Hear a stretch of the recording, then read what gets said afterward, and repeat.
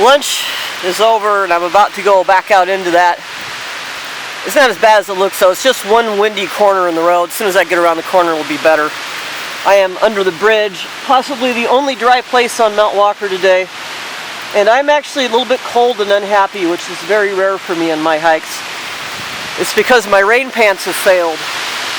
I am soaked from the waist down.